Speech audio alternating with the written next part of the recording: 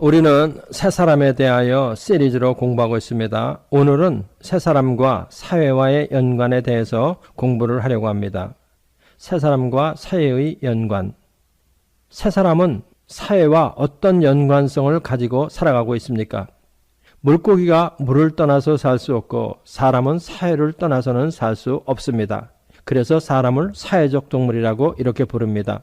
성경은 개인을 중요시합니다. 그러면서도 언제나 공동체 안에 있는 개인을 말합니다. 언제나 선택된 민족을 말하고 선택된 공동체를 말하면서 그 안에 개인을 말합니다. 그러면 새 사람과 공동체와의 관계, 사회와의 관계는 무엇입니까?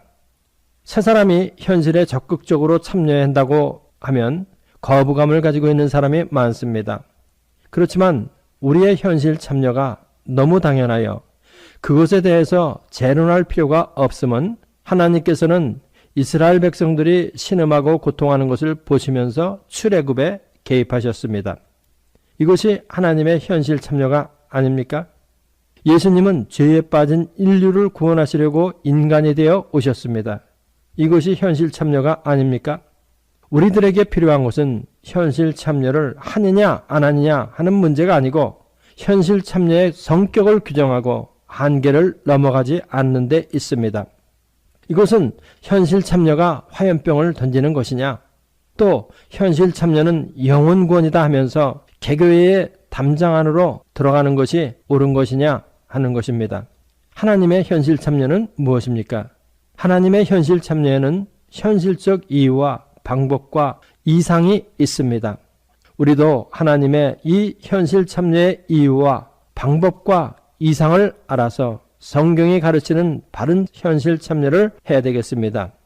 그러기 위해서 우리는 먼저 출애굽을 통해서 본 하나님의 현실 참여와 성탄을 통해서 본 현실 참여, 하나님의 나라 건설을 위하여 무엇이 필요한가에 대해 공부를 해보십시다.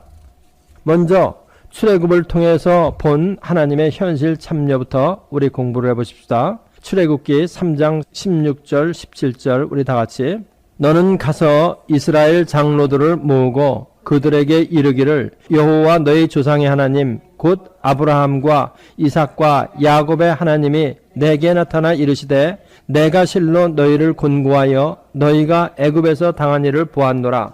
내가 말하였거니와 내가 너희를 애굽의 고난 중에서 인도하여 내어 젖과 꿀이 흐르는 땅 곧 가나안 족속, 헨 족속, 아모리 족속, 브리스 족속, 히위 족속, 여부스 족속의 땅으로 올라가게 하리라. 출애굽을 통하여 본 하나님의 현실 참여는 아브라함의 언약을 기억하시고 이스라엘의 현실적 고통에 하나님이 개입하신 것입니다. 그래서 하나님이 뭐라고 말씀하셨냐면은 내가 실로 너희를 곤고하여 너희가 애굽에서 당한 일을 내가 보았노라. 이것이 바로 현실 참여에 대한 하나님의 이유입니다. 두 번째로 하나님의 현실 참여의 목적은 죄의 제거, 애굽과 가나안 7족을 멸하는 데 있음을 우리가 압니다. 하나님의 현실 참여의 목적은 무엇이냐? 죄를 제거하시는 것이다. 하나님께서는 이스라엘 백성을 출애굽시키기 400년 전에 아브라함에게 약속을 하신 사실이 있습니다. 400년 동안 애굽에서 종살이를 하게 되리라. 그리고 나서 너희들이 애굽으로부터 나오리라 하시는 이러한 약속입니다. 우리 다 같이 창세기 15장 13절에서부터 16절까지 읽어보십시다. 여호와께서 아브라함에게 이르시되 너는 정령이 알라.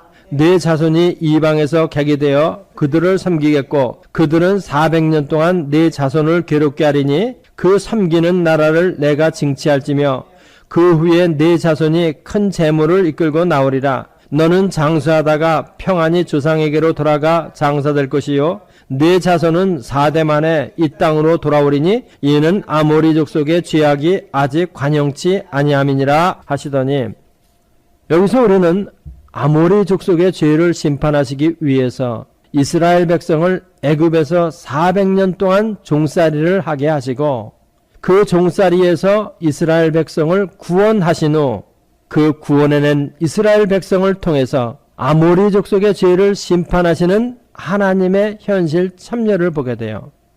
무슨 얘기인지 잘 알겠죠? 아모리 족속의 죄를 심판하기 위해서 이스라엘 백성들을 죄의 노예가 돼서 애굽에서 400년 동안 종살이를 하게 하셨다. 그리고 그 죄의 종살이에서 구원해냈다. 그리고 그 구원해낸 백성으로 하여금 죄에 대한 심판을 담당하게 하셨다는 거예요. 하나님의 현실 참여는 죄와 연관이 있습니다. 우리는 여기서 하나님의 현실 참여의 어떤 모형을 볼 수 있죠? 생각나는 거 한번 말해봐요. 어떤 사실들이 생각나는지. 예수님이 태어나셔가지고 애굽으로 피난 가셨다가 거기서 다시 올라오시잖아요. 그거를 머릿속에 상징적으로 넣어놓고 계세요. 하나님께서는 아모리 족속의 죄가 다시는 돌이킬 수 없음을 보시고 그 죄가 다 찰 때까지 기다리셨어요. 그래서 뭐라고 얘기했냐면은 창세기 15장 16절에 네 자손은 4대 만에 이 땅으로 돌아오리니 이는 아모리 족속의 죄악이 아직 관영치 아니함이니라. 아직 관영치 아니했다 하는 그 말은 죄가 아직 다 차지 아니했다 이런 말입니다. 죄가 다 찰 때까지 하나님은 참고 기다리셨어요. 그리고 그 죄를 심판하는 하나님의 병기로서 유월절 피로써 구원된 이스라엘 백성을 사용하신 거예요. 죄를 싫어하시는 하나님의 현실 참여에는 죄를 제거하시기를 원하시는 하나님의 방법이 있음을 우리가 알게 돼요. 죄를 싫어하시는 하나님은 이 세상의 죄를 제거하기 위해서 선택된 당신의 백성을 도구로 사용하셨다 이겁니다. 다음 세 번째로 하나님의 현실 참여의 이상은 하나님의 나라의 설립, 가나안 땅으로 상징된 하나님의 나라의 설립의 그 이상이 있는 것입니다. 우리 다 같이 출애굽기 3장 16절로 17절 다시 한번 읽어보십시다. 너는 가서 이스라엘 장로들을 모으고 그들에게 이르기를 여호와 너희 조상의 하나님 곧 아브라함과 이삭과 야곱의 하나님이 내게 나타나 이르시되 내가 실로 너희를 곤고하여 너희가 애굽에서 당한 일을 보았노라. 내가 말하였거니와 내가 너희를 애굽의 고난 중에서 인도하여 내어 젖과 꿀이 흐르는 땅 곧 가나안 족속, 헨 족속, 아브리 족속, 브리스 족속, 히위 족속, 여부스 족속의 땅으로 올라가게 하리라. 여기서 하나님이 이스라엘의 현실 참여를 하신 목적이 무엇이냐? 그것은 이스라엘 백성을 애굽인의 손에서 건져내고 그들을 그 땅에서 인도하여 아름답고 광대한 땅, 젖과 꿀이 흐르는 땅, 그리로 이르게 하려고 하나님께서는 이스라엘 백성의 현실에 참여를 하셨다. 이런 것입니다. 그러니까 하나님의 현실 참여의 이상은 무엇이냐면은 가나안 땅, 다시 말하면 하나님의 나라를 그들에게 주려고 하는 하나님의 이상이 있었다 이겁니다. 사람들은 종종 착각을 합니다. 애굽이 죄악된 세상이니 그것을 뒤집어 엎고 그 자리에 하나님의 나라를 세우겠다고 합니다. 하나님은 애굽을 뒤집어 엎으면 그곳이 젖과 꿀이 흐르는 가나안 땅이 될 것이라고 하지 않으셨습니다. 가나안 땅은 다른 곳에 있습니다. 그 가나안 땅에 도달하기 전 긴 믿음의 연단 과정을 필요로 합니다. 그리고 나서 설립되는 하나님의 나라가 있습니다. 가나안을 누리기 위해서는 긴 훈련 과정이 필요합니다. 애굽을 떠나서 그 다음에 긴 훈련 과정을 통해서 가나안 땅에 들어가게 되고 가나안 땅에서 하나님의 나라를 지속적으로 누리기 위해서는 긴 훈련 과정이 필요하다. 이것을 출애굽을 통해서 우리가 볼 수가 있습니다. 하나님의 현실 참여가 그의 피로 구속된 하나님의 훈련된 백성들로 하여금 세상의 죄를 심판하시고 가나안 땅을 주시려고 하는 것이기 때문에 기독교인의 현실 참여는 죄를 세상에서 도말하고 약속된 하나님의 나라를 선물로 주시려고 하는 하나님의 계획과 하나도 다르지 말아야 하는 겁니다. 구약에서 예표로 보여진 하나님의 현실 참여는 신약에서 예수님의 오심으로 그 본체가 무엇인가 하는 것이 확실하게 계시되었죠. 예수님의 오심으로 인하여 그 실체가 확실히 드러났다는 거예요. 다음은 우리가 성탄으로 본 현실 참여에 대해서 공부를 하십시다. 예수님은 하나님이시지만은 자기 백성을 죄에서 구원하시고자 사람이 되어 이 세상에 오셨습니다. 그것을 마태복음 1장 21절에는 뭐라고 얘기했느냐? 다 같이 한번 마태복음 1장 21절. 아들을 낳으리니 이름을 예수라 하라. 이는 그가 자기 백성을 저희 죄에서 구원할 자이심이라 하니라. 자기 백성을 죄에서 구원코자 육신을 입고 이 세상에 오신 그것이 바로 예수님의 현실 참여예요. 예수님의 현실 참여의 이유가 무엇이냐? 이것은 예수님의 복음 선언에 아주 잘 나타나 있습니다. 예수님이 현실 세계를 어떻게 보고 계시냐 하는 이것이에요. 우리 누가복음 4장 17절로 19절 읽어보십시다. 선지자 이사야의 글을 드리거늘 책을 펴서 이렇게 기록한 데를 찾으시니 곧 주의 성령이 내게 임하셨으니 이는 가난한 자에게 복음을 전하게 하시려고 내게 기름을 부으시고 나를 보내사 포로된 자에게 자유를 눈먼 자에게 다시 보게 함을 전파하며 눌린 자를 자유케 하고 주의 은혜의 해를 전파하게 하려 하심이라 하였더라. 이 구절에 의하면 예수님의 현실 참여 이유가 나와 있습니다. 포로된 자에게 자유를, 눈먼 자에게 다시 보게 함을 전파하며 눌린 자를 자유케 하고 주의 은혜를 전파하게 하려고 예수님이 현실 참여, 하나님께서 인간이 되어 이 땅으로 오시는 이러한 현실 참여를 하시게 되었다. 이것입니다. 그러니까 영적인 목적으로 완전히 바뀌었어요. 다음 예수님의 현실 참여의 목적은 죄의 제거에 있다는 것을 우리 공부를 해보십시다. 예수님은 죄의 제거로 인한 사망의 철폐를 위해서 오신 거예요. 예수님의 현실 참여의 목적은 죄를 제거하는 데 있다.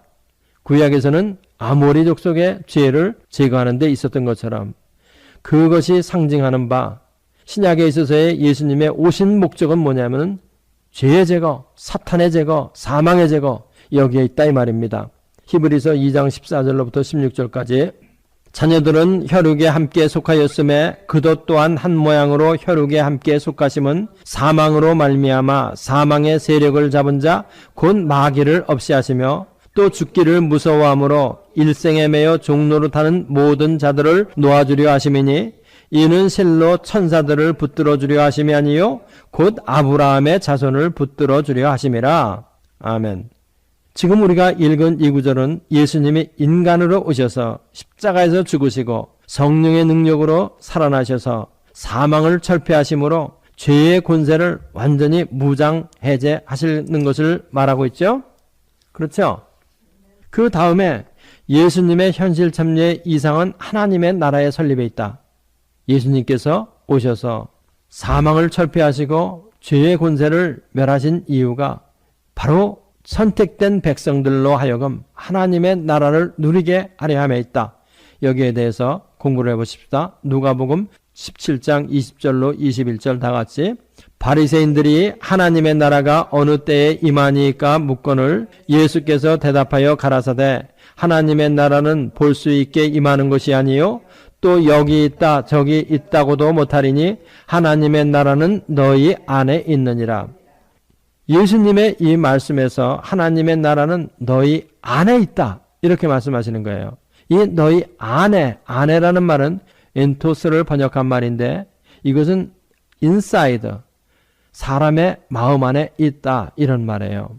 그래서 사람의 마음에서 우리의 마음 안에 세력을 잡고 있는 마귀를 쫓아내면 거기에서 하나님의 나라가 이루어진다 이런 뜻입니다.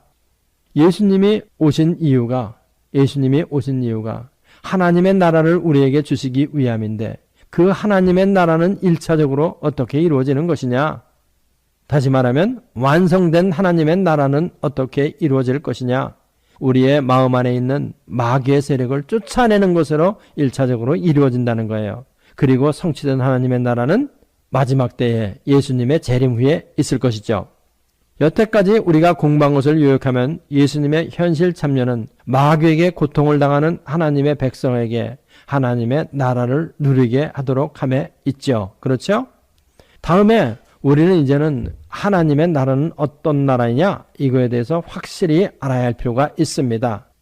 예수님이 현실 참여를 하신 이유가 하나님의 나라 설립이라고 하는 큰 이상에 있기 때문에 하나님의 나라가 어떤 나라인지 이거 분명히 알아야 된다는 것입니다. 먼저 예수님이 전하신 하나님의 나라는 어떤 하나님의 나라예요? 영적 왕국입니다. 영적 왕국이에요. 마가복음 1장 15절 다 같이 가라사대 때가 찼고 하나님의 나라가 가까웠으니 회개하고 복음을 믿으라 하시더라. 하나님의 나라가 가까워 왔는데 그 하나님의 나라에 들어가기 위해서는 회개하라. 회개하고 복음을 믿으라는 거예요. 회개하고 복음을 믿는 영적 왕국이 바로 하나님의 나라입니다. 세상 왕국이 아닙니다. 예수님은 군중들이 예수님을 억지로 왕을 삼으려고 할 때 그들을 피하여 산으로 가셨죠. 예수님이 우리에게 주시고자 하는 하나님의 나라는 이 땅에 이 세상에 속한 그런 왕국이 아니고 영적인 왕국이라는 거 우리가 확실히 알아야 할 필요가 있습니다. 다음에 예수님이 전하신 하나님의 나라는 진리의 왕국이다. 진리의 왕국이다. 이거 알아야 합니다.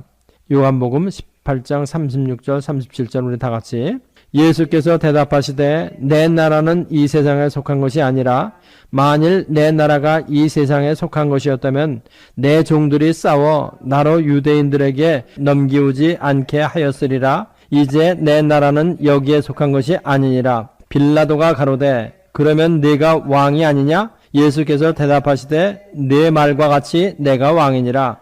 내가 이를 위하여 났으며 이를 위하여 세상에 왔나니 곧 진리에 대하여 증거하려 함이로다.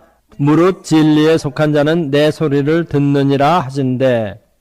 예수님께서 지금 빌라도 앞에서 당신의 왕국이 하나님의 나라가 어떤 것이냐 하는 것을 분명하게 말씀하고 계세요. 그것은 무엇이냐면은 내 나라는 이 세상에 속한 것이 아니라는 거예요.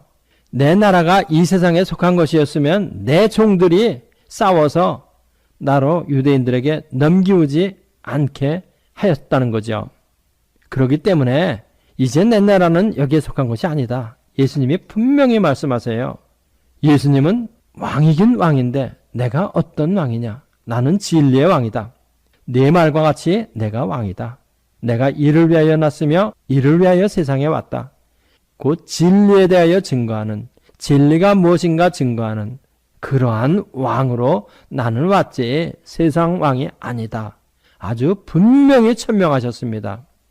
그런데 오늘날 또 과거에도 이거에 대해서 눈을 감고 엉뚱한 일을 하려고 했던 사람들이 너무너무 많았죠.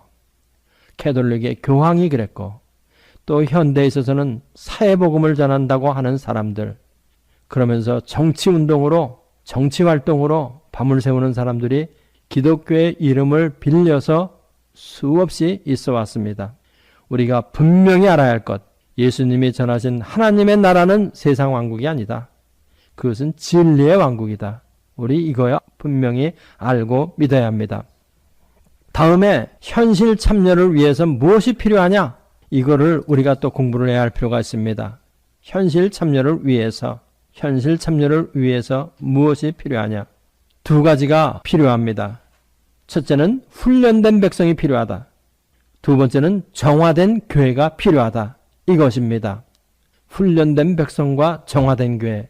이것이 하나님의 현실 참여를 위해서 필요하다는 것입니다. 먼저 훈련된 백성, 여기에 대해서 우리 공부를 해보십시다. 하나님의 나라를 이 땅 위에 이루기 위해서는 훈련된 백성이 필요해요. 하나님께서는 애굽에서 이스라엘 백성을 끌어내신 후 가나안에 들어가기까지 40년을 광야에서 훈련하셨습니다. 하나님의 나라를 지속적으로 유지하기 위해서는 무엇이 필요하다는 거예요? 훈련된 백성. 이것이 필요한 것입니다. 하나님의 나라 들어가면 뭐 그냥 가만히 있어도 뭐 하나님의 나라가 막 누려지는 거로 착각하지 말라는 거죠. 훈련된 백성이 필요한 것입니다. 예수님은 공생의 기간 12명의 핵심 제자를 훈련하시고 또 70명의 제자단을 양육하셨고 그 다음에 이름을 알 수 없는 수많은 사람들을 훈련하셨어요. 그리고 승천하시면서 제자 훈련을 명하셨죠. 우리 마태복음 28장 18절로 20절까지 예수께서 나와 일러 가라사대 하늘과 땅의 모든 권세를 내게 주셨으니 그러므로 너희는 가서 모든 족속으로 제자를 삼아 아버지와 아들과 성령의 이름으로 세례를 주고 내가 너희에게 분부한 모든 것을 가르쳐 지키게 하라. 볼지어다 내가 세상 끝날까지 너희와 항상 함께 있으리라 하시니라. 그러면 어떤 사람이 제자입니까? 어떤 사람이 제자예요? 제자는 성령과 성경만 있으면 북극에 혼자 떨어졌어도 그곳에서 독립하여 사역을 계속할 수 있는, 교회를 시작할 수 있는 그런 사람이 바로 제자요 훈련된 백성입니다.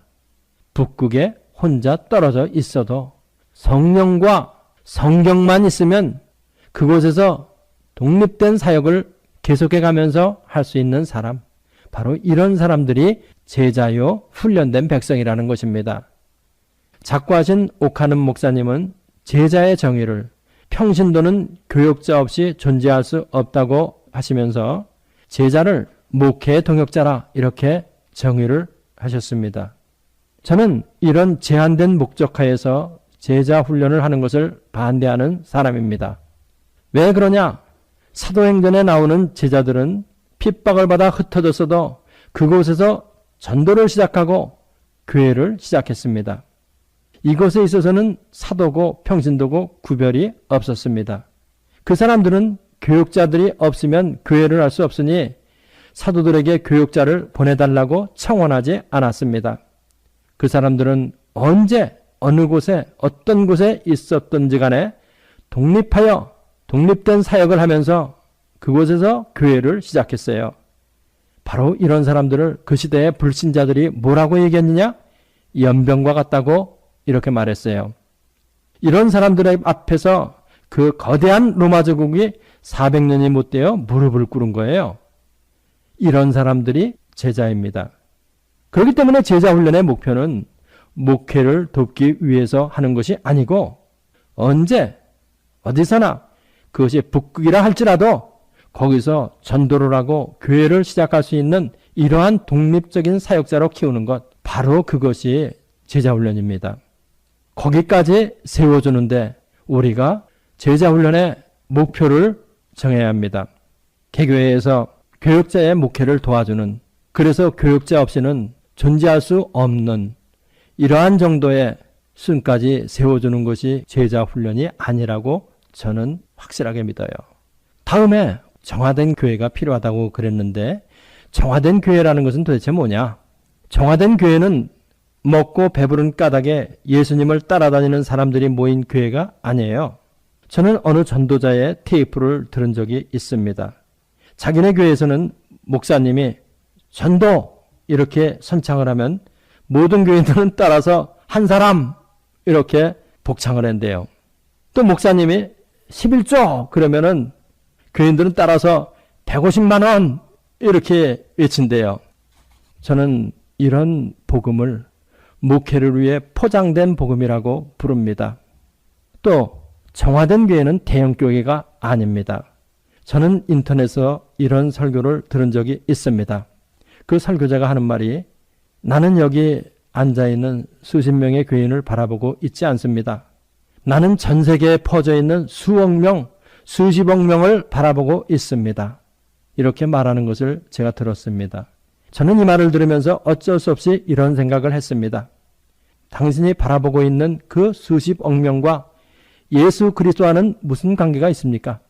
당신이 바라보고 있는 그 수십억 명과 예수 그리스도와는 도대체 무슨 관계가 있느냐? 나는 정화된 교회는 예수 그리스도와 개인이 친밀한 교제로 맺어진 그런 사람이 모여있는 그것이 바로 정화된 교회요, 참다운 교회라고 믿는 사람입니다. 사람의 숫자에 많고 적음이 문제가 아닙니다. 언제 어느 곳에든지 그곳이 북극이라 할지라도 거기서 독립된 사역을 하며 복음을 전하고 교회를 시작할 수 있는 사람들이 모인 교회, 바로 그것이 정화된 교회이며 참다운 교회라고 믿습니다. 현실 참여를 하기 위해서 우리가 무엇이 필요한가? 훈련된 백성과 정화된 교회가 필요하다. 제자가 필요하다. 참다운 교회가 필요하다. 무엇인가 우리가 확실하게 우리들이 알아야 할 필요가 있습니다. 그렇지만 저는 우리 한국에는 훌륭한 교역자, 또 참교회가 정말로 많은 것을 자랑으로 아는 이러한 사람입니다. 우리 다 같이 기도하십시다. 할렐루야. 우리 아버지 하나님 감사합니다. 우리는 우리가 살고 있는 이 사회와 끊을 수 없는 연관을 가지고 살아가고 있습니다. 우리는 이 사회에 대해서 우리가 어떤 관계를 가지고 어떻게 살아가야 할지 분명히 알아야 할 필요가 있습니다. 하나님 아버지께서 성령으로 우리 마음속에 말씀하여 주시고 알게 해주셔서 우리 모두는 이것을 분명히 알고 깨달아 성경이 가르치시고 예수님이 가르치신 방법을 따라서 올바른 현실 참여, 사회 참여를 할 수 있는 저희 기독자들이 다 될 수 있도록 축복하여 주옵소서. 예수님의 이름으로 기도합나이다. 이 성경 공부를 하신 분은 곧바로 라이크 버튼을 눌러주세요. 여러분의 수고가 하나님 나라 확장에 큰 도움이 됩니다.